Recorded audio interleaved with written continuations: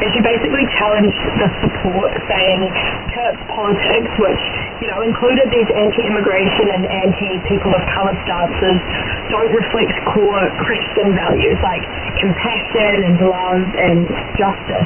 And she told RNZ Pacific this tension's kind of been bubbling for a while, and Turk's passing just brought it all to the surface. So the online reaction has been very split. Some say it's time we separate Pacifica values from American ideologies of conservatism, and others have defended Turk's views, saying, they still align with what they believe in. But this actually is a developing story. I'll have a feature on it later this week on our website, which is rnz.co.nz/Pacific.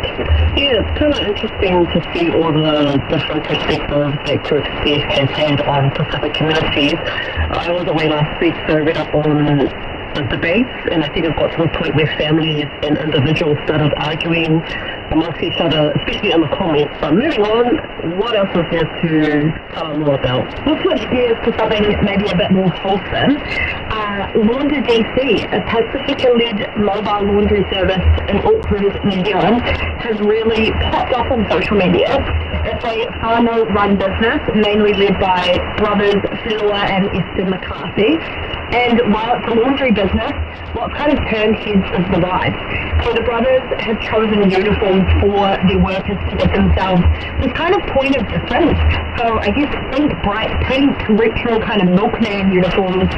They've got really thick branding and slogans of what their mission is, which is to give people the gift of time. A lot of the people who own ornaments don't look like animals, and they don't have tattoos all over the face or like all over their bodies.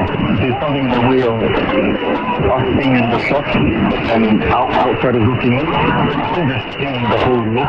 And they talked about reclaiming pride in service jobs, saying they didn't grow up with many role models to idolize, so they became their own by starting this, which I think is a very unique business venture. The interview with online platform Academy in-house blew up, and the response from the Pacific kind of creative and business communities has been really huge. And I think it's interesting. It's part of this bigger conversation, I guess, about work and dignity, and it's really flipped the script on what, mainstream success looks like in businesses. Yeah, I love that. As someone who has parents that lived in factories, I love that they're reclaiming pride in service jobs. Props to them for shining a light on work and combining that with dignity. What else are we seeing on social, Coco? Okay, last one today is a bit of a weird one. KJ Upper. He's, our Samoan star. He grew up in Aotearoa, and he became widely known for starring on the hit Netflix show Riverdale. He's back online, not as himself, but as a new alter ego called Mr. Fantasy. My first ever brand deal. I'm really excited. Yeah, this is good. So he's been causing this big stir for posting these very chaotic videos online in recent weeks. He's wearing a wig, fake teeth, very eccentric clothing, and he dropped a mysterious song. So he's straying from his kind of acting roots for the full TikTok account and the TikTok music videos. And the thing is, that's kind of got people buzzing, is he hasn't confirmed it's him. So it's turned into this online cat and mouse guessing game with people wondering if this is their Samoan Kiwi heartthrob playing a trick on them or not. And people are wondering, if it's a show, performance art, or this legit musical career pivot, I guess. Either way, the internet's hooked. And honestly, so am I. That's Pacific Ways for today. For episode 10, go to rnz.co.nz/Pacific. We're also on Spotify, Apple, and iHeartRadio. Join myself and the RNZ Pacific team for Fun 34.